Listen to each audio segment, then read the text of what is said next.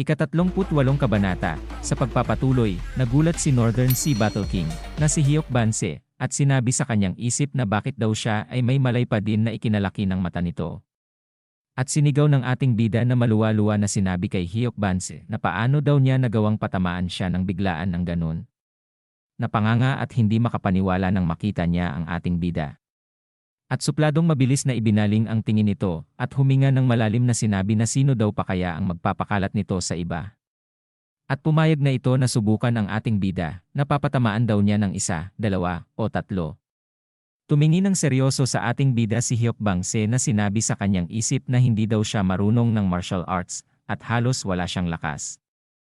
Kaya daw naman ay nagdesisyon siyang subukan siya. Makikita ang ating bida na pinagmamasdan ang suntok ni Hyok Banse na mabilis na paparating sa kanya. Na sinasabi pa ni Hyok Banse na bigla daw siyang umatras nang makita niyang paparating ang kamao niya. Kahit isang martial arts master ay mahihirapang iwasan iyon.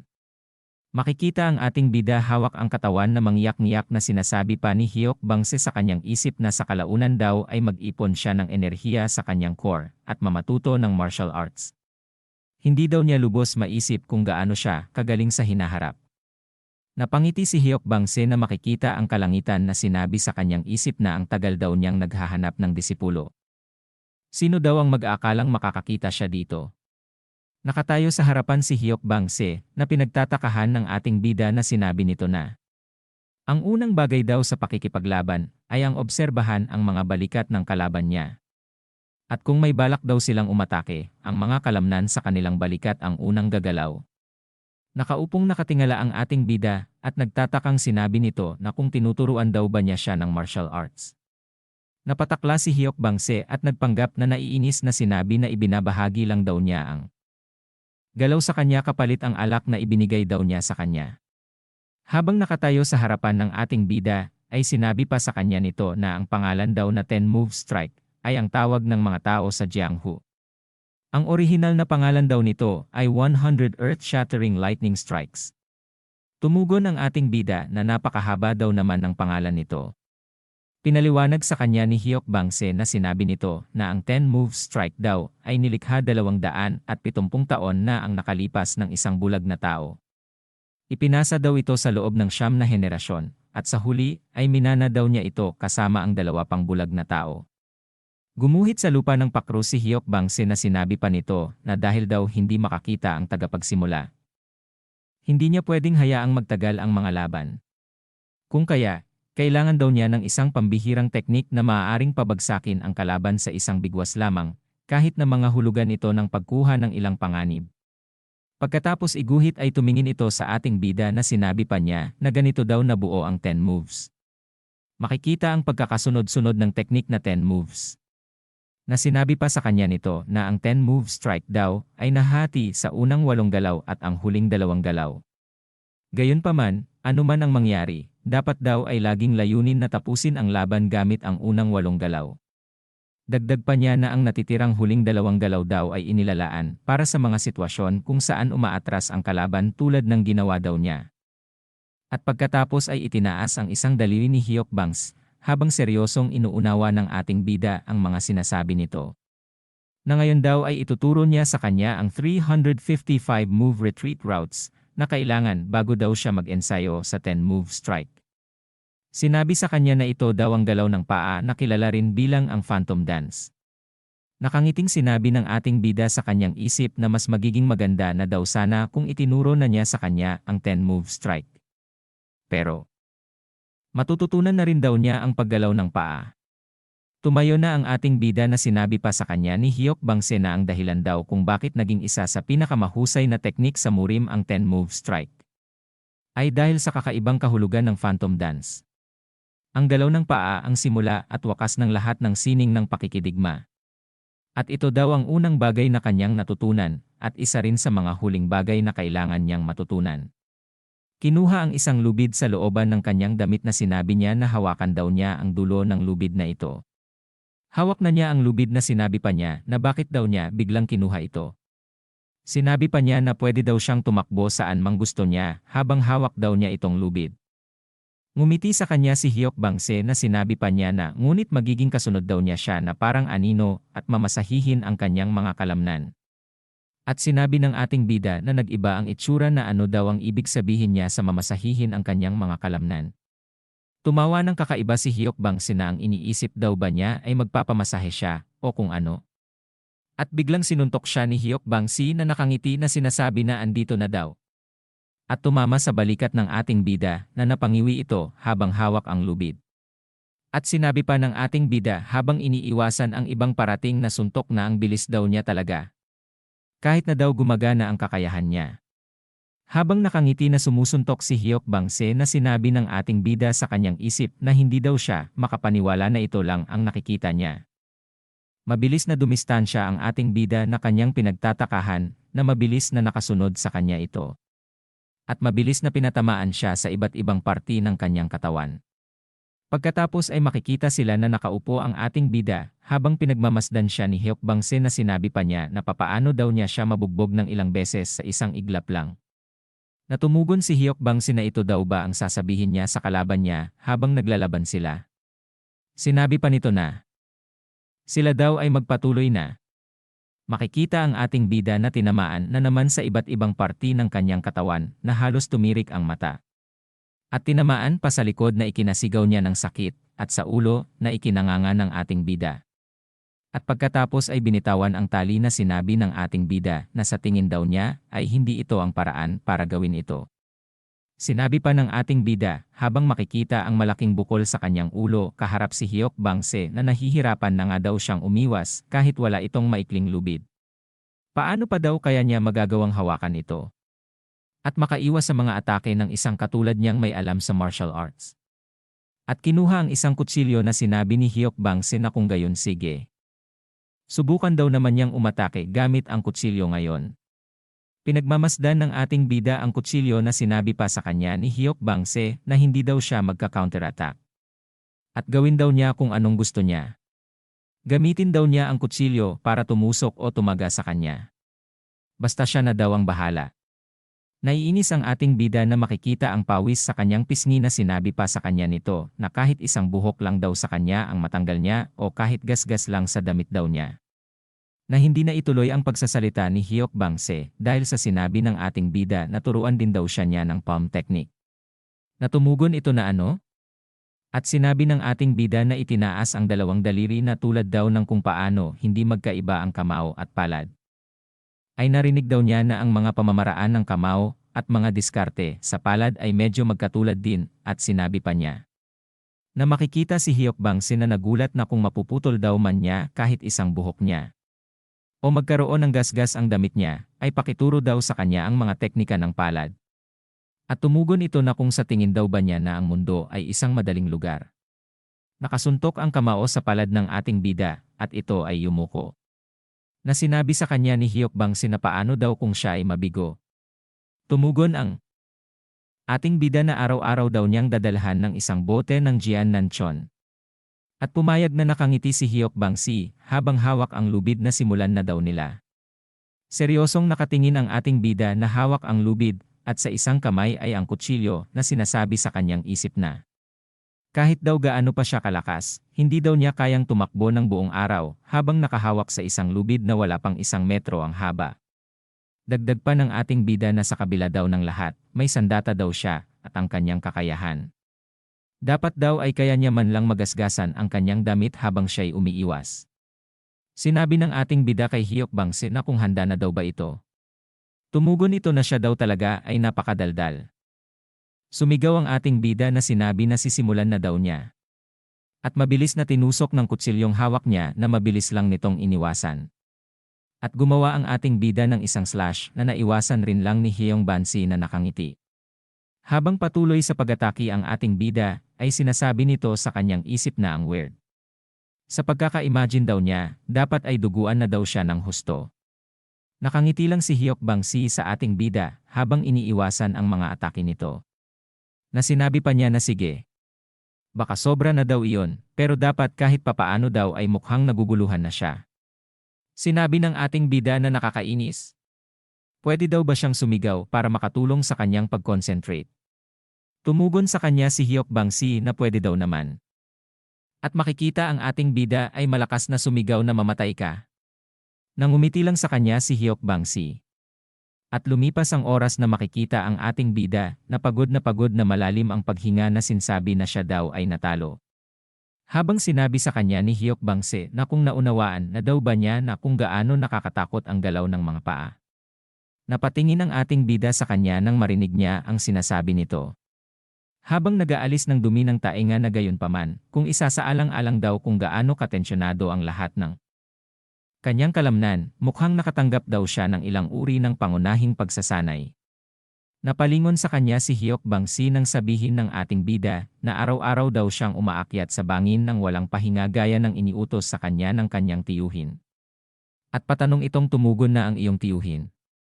At sumagot ang ating bida na ang tiyuhin daw niya ay si Guak Seok-san, ang escort commander. At tumingin sa kanya si Hyuk Bangsi na sinabi na kung ang tinutukoy daw ba niya ay ang Mount Hengblade Warrior.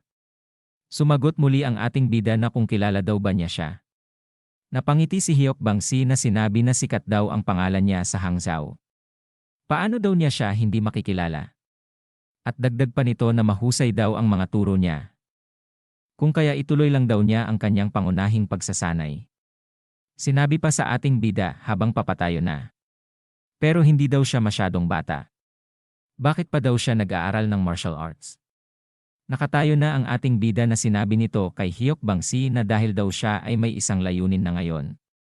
Tumugon na nagtatanong sa kanya na sinabi na ano daw ang layunin niya.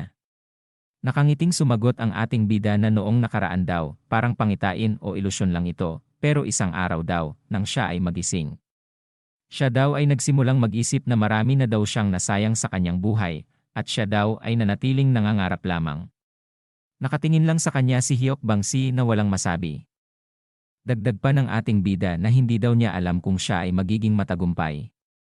Tumalikod na si Hyuk Bangsi at hinawakan ang salakot na sinabi nito sa ating bida na kahit na daw siya ay mabigo, hindi daw magiging walang saysay ang kanyang pagsisikap. Dagdag pa nito na kung makakamtan daw niya ang kahit isang bagay na sobrang gusto niya, hindi daw ba't magiging kamangha-mangha na ang kanyang buhay. Nagtatakang tumingin ang ating bida na sinabi pa sa kanya nito na huminto na daw muna ngayon sila dito. At huwag daw niyang kalimutan na magdala ng isang bote. Nang Jiananchon araw-araw.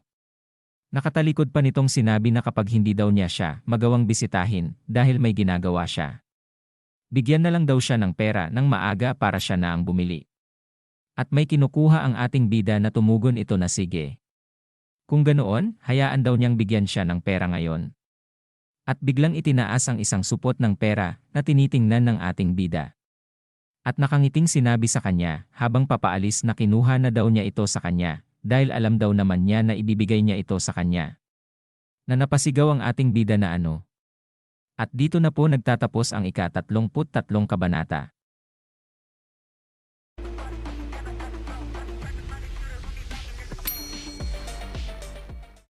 Ika-39 na kabanata sa pagpapatuloy. Makikita ang palasyo ng Heavenly Dragon Escort Agency na nababalutan ng yelo ang kapaligiran. At sa looban ng palasyo ay naroroon ang mga Elders Council. At ito ay isang pulong na pinamumunuan ng Escort King. Kung saan siya at ang 5 Hall Masters ay naroroon. Ang Escort Commander at ang Shipment Manager ay nagtitipon upang pag-usapan ang mga mahahalagang bagay ng Heavenly Dragon Escort Agency. Ito rin ay isang lugar kung saan ang mga anak ni Lee Jong-san ay maaaring bumuo ng karanasan bilang mga kahalili at alamin ang pasikot-sikot ng ahensya. Paupo na ang ating bida at makikitang mukhang hindi masaya ito nakasama sa pagpupulong. Dahil simula ngayon, siya ay kailangan ng dumalo sa mahahalagang pagpupulong na ito ayon sa utos ng kanyang ama. Nanlaki ang mata ng ating bida nang may mapansin ito. Na ito pala ang kanyang kapatid na mukhang palaka na si Lee Byung-ryong na nakasimangot na nakatingin sa kanya. Katabi ang pangalawa nilang nakatatandang kapatid na si Lee Il-ryong. Nakangising sinabi nito sa kanyang isip na hindi daw niya inaasahan na ganoon pala sila kagalit sa kanya. Makikita ang lahat na nakaupo na at nagsalita na ang shipment manager na sinabi na simulan na daw nila ang pagpupulong. Hawak ang scroll katabi ng Escort King sinabi ng shipment manager na mayroon daw silang mabuti at masamang balita. At tumugon ang escort king na simulan daw nila sa masamang balita. Nagsimula ng basahing ng shipment manager ang scroll na nagsasaad na. Ang unang bagay sa agenda ay ipinaalam sa kanila ng Nokwon Pavilion na kapag natapos na daw ang kontrata sa kanila, ay pipirma na daw ito ng isang bagong kontrata sa Golden Dragon Escort Agency. Seryosong tumingin sa kanyang gilid ang escort king na tinanong at sinasabi na bakit biglang gusto daw nilang pumirma ng kontrata sa ibang escort agency. Dagdag pa ng escort king na bakit daw nila pinili ang Golden Dragons sa lahat ng kanilang mga katunggali. At sumagot na sinabi ng Yellow Dragon Hall Master na si Huang Jiakong na parang double daw ang protection fee nila sa offer ng Golden Dragon Escort Agency. Dagdag pa niya na bukod pa riyan, ginagarantiyahan daw nila na magbibigay sila ng parehong bilang ng mga escort warriors na may parehong ranggo. Napaisip naman ang Red Dragon Hall Master na si Yang Shingak na kung ang kanilang bayad daw sa proteksyon ay napakababa, wala silang kikitain at mababayaran lamang daw nila ang mga tauhan. Sinabi pa niya na hindi daw niya maintindihan kung bakit gusto daw nilang suungin ang ganoong kalaking panganib. At makikitang mataimtim na nakikinig na nakakrus ang mga kamay ng escort king. At sa likod nito sina shipment manager at chief commander. Na habang nagsasalita si Blue Dragon Hall Master na si Yu Jipyong, na sinabi sa kanila na ang Golden Dragon Escort Agency daw ay nakakagambala sa merkado, ngunit ang problema daw ay wala silang magagawa para pigilan ito. At maliban na lang daw kung bawasan din nila ang kanilang protection fee. At sumagot si Red Dragon Hall Master na nakataas ang kamay na. Sigurado daw siyang alam nito, pero hindi ganun kadali bawasan ang bayad kaysa sa inaakala niya. At sigurado daw siya na hihingi rin ng parehong kondisyon ang iba pa nilang mga kliyente. Makikita ang apat na magkakapatid ng magulat si Li Ilyong na napatingin sa kanyang gilid. At ang ating bida ay napatingin dito. Nang magtanong ang escort king na sino daw ang namamahala sa proteksyon ng Nokwon Pavilion ngayon. Sumagot si Li Ilyong na nagtaas ng kamay na sila daw ang namamahala. Ang Hidden Dragon Hall. At makikita ang tatlong kapatid ng ating bida nang magsalita, ang escort king na ang Hidden Dragon Hall daw ay dating pumoprotekta sa mga pavilion ng Pyongyang at Suhyang. Mayroon daw ba silang solusyon na naiisip? Nag-aalalang sinabi ni Eoryong na nagpapaliwanag na ang pagbabawas daw ng mga presyo sa anumang bagay ay tiyak na magdudulot ng mga issue. At kung may mangyaring insidente daw, dagdag pa niya na ang tiwala ng kliyente sa Golden Dragon Escort Agency ay mawawala ng isang iglap lamang. Hindi naging kumbinsido ang escort king. At sinabi nito na kung matatawag daw ba niya itong isang plano. Na pinagpawisan si Eoryong sa sinabi ng escort king at nakiusap ito na bigyan daw sila ng sapat na oras. Dagdag pa niya na sa mga panahong tulad daw nito, mahalagang huwag magmadali at panatilihin ang reputasyon ng Heavenly Dragon Escort Agency. Nakatingin ng seryoso sa kanya at mukhang hindi naging kontento sa sagot ni Eoryong ang escort king na halatang dismayado. Na sinabi nito na sigurado daw siya na kahit sino na galing sa Hidden Dragon Hall ay maaaring sabihin ang mga salitang iyon. Ngunit dahil daw siya ang Hall Master ay hindi ba dapat na hindi daw siya katulad nila? Yumuko si Eoryong na parang napahiya at humingi ng paumanhin na sinabing susubukan daw niyang gawin ng mas mahusay ito. Habang nakatingin dito ang ating bida na sinabi sa kanyang isip na yon daw ay brutal. Pinanindigan namang sinabi ng escort king na kailangan daw ay pananatilihin nila ang kanilang protection fee. At gawin daw ang lahat ng makakaya upang mapabago daw nila ang isip ng Nokwon Pavilion sa loob ng 5 araw. Nagulat nang mapakinggan ang sinabi ng escort king na mabilis na sumagot sa gitna ng kanyang dalawang kapatid si Eoryong. At sinabing ang 5 araw daw ay maikli. Na sinagot siya ng escort king na narinig daw nito na nakumbinsi ng Hyungwon Hall Master ng Golden Dragon Escort Agency ang Nokwon Pavilion Master sa loob lamang ng 3 araw. Napanganga si Eoryong sa sinabi ng escort king na sinasabi daw ba nito na kulang siya sa kakayahan kaysa sa kanila. Napayuko na lamang si Eoryong at sumagot na hindi, sisiguraduhin daw niyang gagawin niya ang iniutos daw nito. Makikita sa isang malaking lamesa ang lahat ng kasama sa pagpupulong. At muling nagsalita ang shipment manager na ngayon daw ang pangalawang bagay sa kanilang agenda. At sinabi nito na tuwing taglamig daw, ang Nanjiang Merchant Union ay pumipirma ng kontrata sa Golden Dragon para protektahan ang depinidong tirahan sa malaking bayad. Gayunpaman, sa pagkakataong ito ay nagpahayag sila ng intensyon na kunin daw sila ang Heavenly Dragon Escort Agency. Nabigla sa kanyang narinig ang ating bida at nasabi sa kanyang isip na ang Nanjiang Merchant Union. At makikita ang isang tahanan na ayon sa kwento. Na ito daw pala ang Nanjiang Merchant Union na isang malaking pamilyang mangangalakal na kumikita ng malaki sa pamamagitan ng kalakalan. Sila daw ay kasalukuyang nagmamay-ari ng isa sa pinakamagandang hardin sa Hangzhou. Nakilala sa tawag na Pear Flower Garden. Sikat din daw ito sa pagiging kilala bilang isang taglamig na tirahan ni Prince Jen na kamag-anak ng emperador. At dahil daw dito, binabayaran ng Nanjiang Merchant Union ang Golden Dragon Escort Agency para sa proteksyon ng Pear Flower Garden.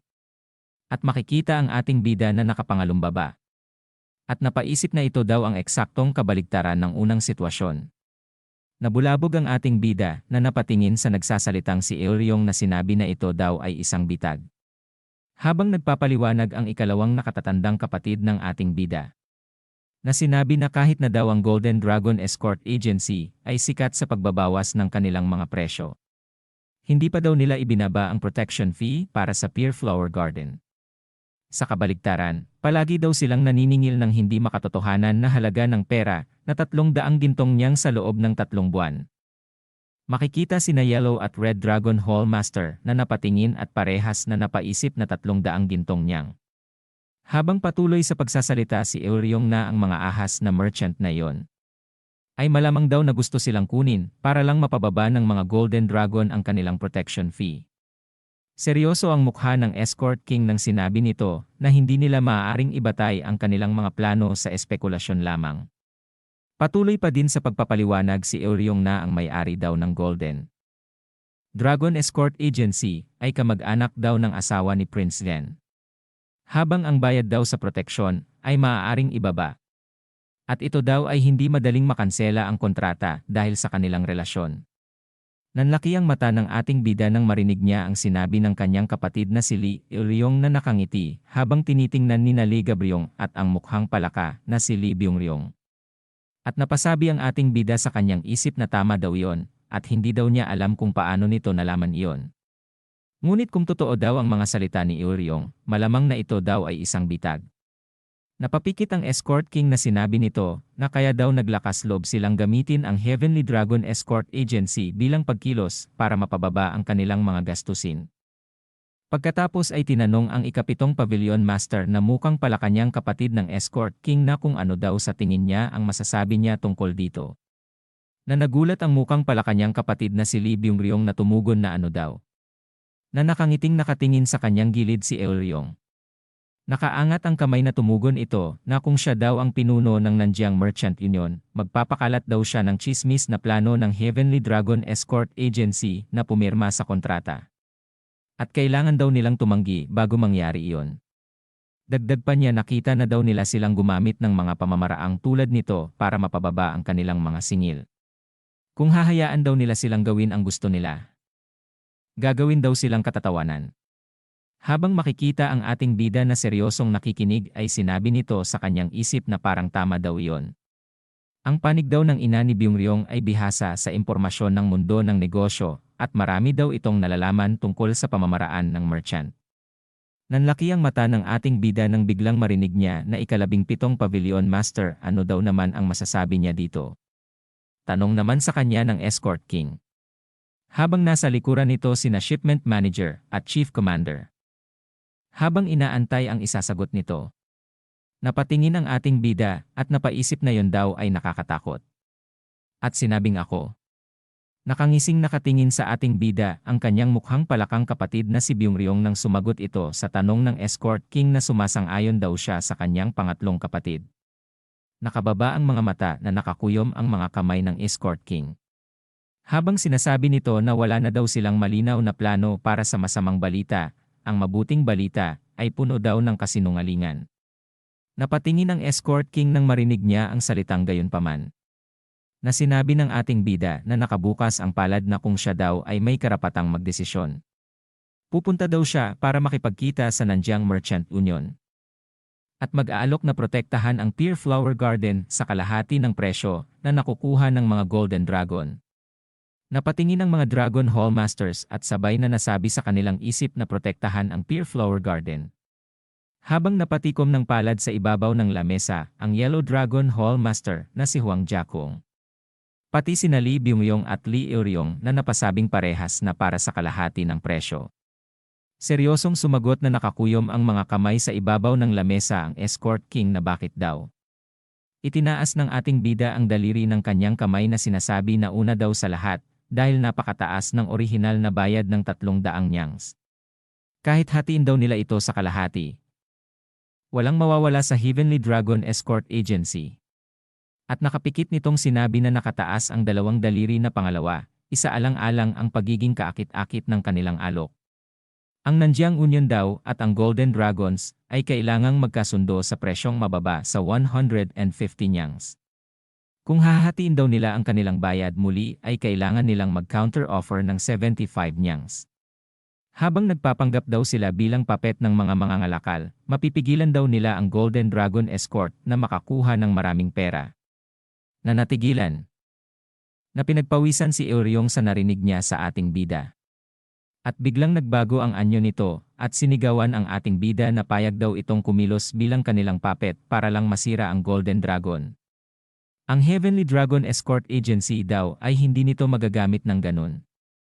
At sumagot ang ating bida na minsan daw kinakailangan na kumilos bilang isang papet. Dagdag pa niya na hindi daw naman sila magastos. Sinabi pa ng ating bida na kaya bakit hindi nila gawin yon. Ang dahilan kung bakit kaya ng Golden Dragon Escort Agency na bawasan ng kalahati ang kanilang bayad para sa mga tavern sa paligid ng Wolseong Bridge ay dahil may Pier Flower Garden silang ginagamit bilang insurance. Nakakuyom ang mga kamay sa ibabaw ng lamesa at tahimik na mataimtim na nakikinig ang Escort King sa pagpapaliwanag ng ating bida na sinasabi na kung gagamitin daw nila ang Nanjiang Merchant Union upang bawasan ang bayad sa proteksyon para sa Pier Flower Garden ng kalahati man lang. Hindi nila magagawa ang kahit ano tungkol sa Nokwon Pavilion at sa paligid ng Wolseong Bridge. Nakangiting nakataas ang kamay at nakatikom ang palad na mukhang nagtagumpay ang ating bida nang sinabi nito na syempre, hindi daw nila maaaring hayaan ang Nanjiang Merchant Union lamang ang makikinabang dito. Ang kalugihan daw ng isa ay pakinabang daw ng iba. Kailangan daw nilang gawin ang lahat ng kinakailangan upang makakuha daw ng hindi bababa sa 35 sa 75 nyangs na kanilang kikitain. Makikita ang lahat sa pagpupulong ay nakatingin na nakikinig sa ating bida na patuloy sa pagsasalita na lahat daw ng bagay ay dapat gawing malinaw sa simula upang matiyak na hindi sila makakaatras at magreklamo. Natahimik ang lahat at bumaling ng tingin si Escort King kay Blue Dragon Hall Master Yu Jipyong na napatingin naman dito na tinanong kung ano daw sa tingin niya. At seryoso itong sumagot sa tanong ng Escort King na naniniwala daw siya na ito daw ang kailangan nila. Nakatingin ang ating bida sa apat na mataas na tao sa pulong na iyon at sinasabi sa kanyang isip na kung si Escort Commander Guan Seoksan at Shipment Manager Son Jibaek ang economic advisors, si Yu Jipyong daw ay maituturing na strategist ng Heavenly Dragon Escort Agency. Nakangiti itong nakatingin sa kanyang ama na si Escort King na sinasabi sa kanyang isip na kung sasang-ayon daw iyon sa kanya, wala na daw dapat pang pag-usapan. Nakapikit na tumawa ng malakas si Shipment Manager Son Jibaek katabi ng nakaupong seryosong Escort King na sinasabi nito na binata. Mukha daw natutunan niya ang ilang kamanghamanghang mga kasanayan sa mga pasugalan. Ngumiti ang Escort King at sinabi na sa mga lansangan man, sa mundo ng murim o sa mundo ng negosyo, hindi daw gaanong nagbabago ang paraan ng mga tao sa pagkakaroon ng tunggalian sa isa't isa. At binati siya ng Escort King na magaling daw ang trabaho niya. Napakahalaga daw ng kanyang opinyon ngayong araw. Makikita ang kanyang kapatid na mukhang palaka na hindi makapaniwala na naiinis sa kanyang narinig at ang ating bida ay masayang nagpasalamat. Nagulat ang Escort King at napatingin ang lahat sa ating bida nang sabihin nito na maaari daw ba siyang magtanong ng isang huling bagay bago sila matapos. Tumugon ang Escort King na kung may sasabihin pa daw ba siya. Tumayo ang ating bida at inilapag ang isang kamay sa lamesa, at sinabing ito ay tungkol sa pagprotekta sa Pier Flower Garden sa panahon ng taglamig. Masaya nitong sinabi na nakabukas ang palad na tutal naman daw ay pinag-uusapan na daw nila ito. Bakit hindi na lang daw nila kunin ang kontrata nila para sa kanilang sarili? At dito na po nagtatapos ang ika-39 na kabanata.